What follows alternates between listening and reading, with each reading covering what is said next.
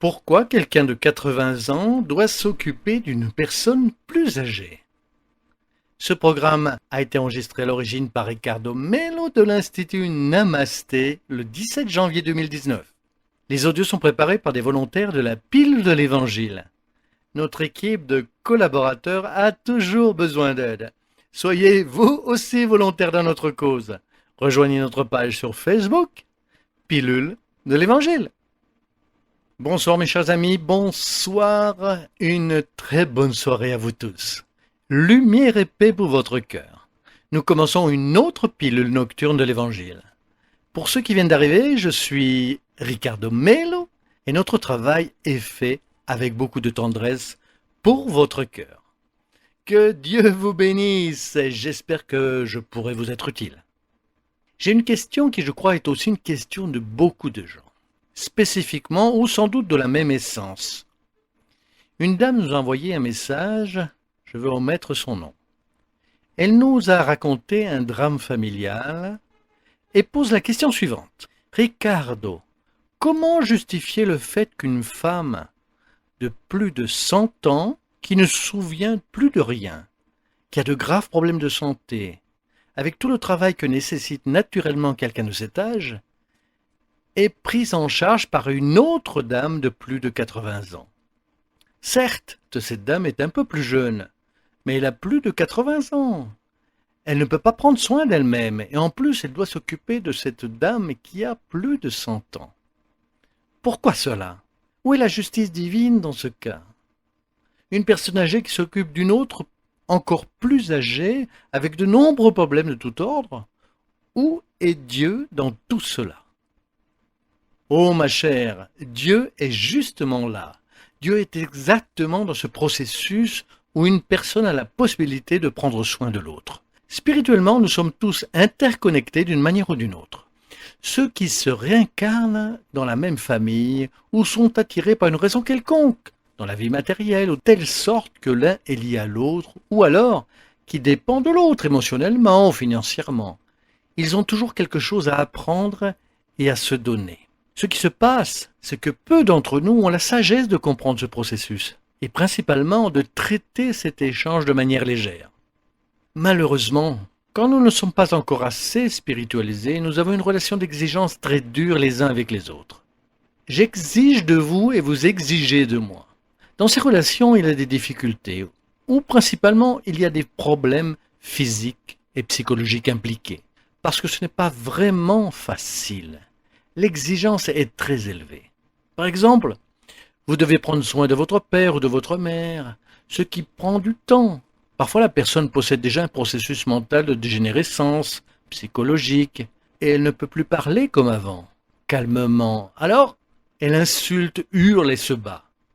Notez que c'est une situation difficile. On ne peut pas dire que cela est simple, mais l'enfant peut voir dans cette situation une opportunité que la providence divine lui apporte pour prendre soin du père ou de la mère, ou peut-être pour sauver la relation d'une vie passée.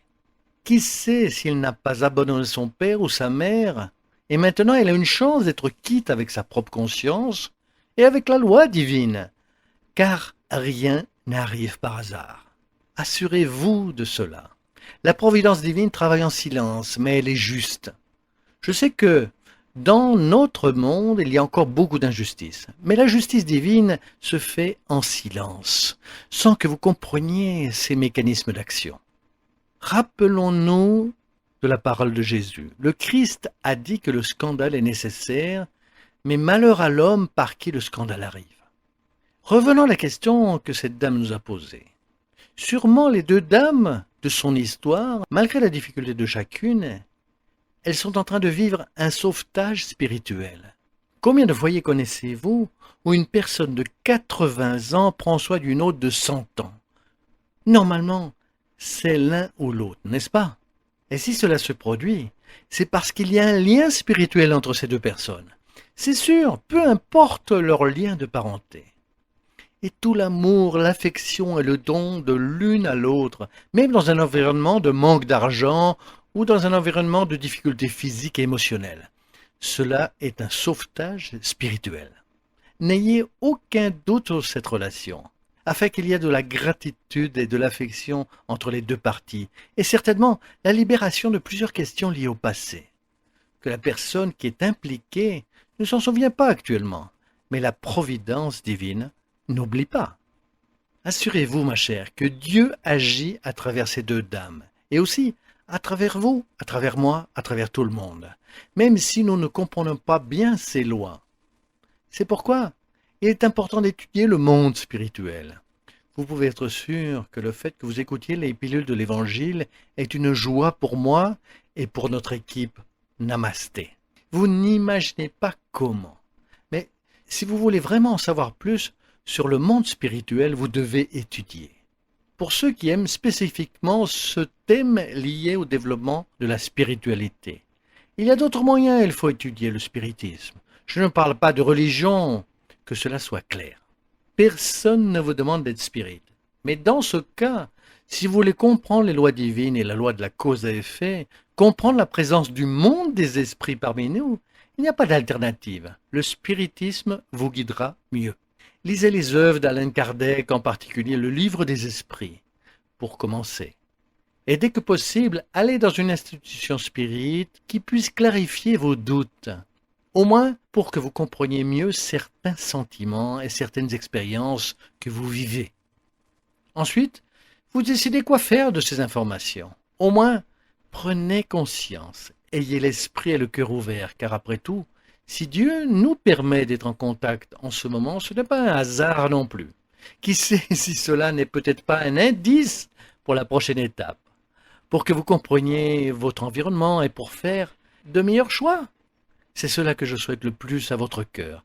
Toute mon affection, lumière et paix.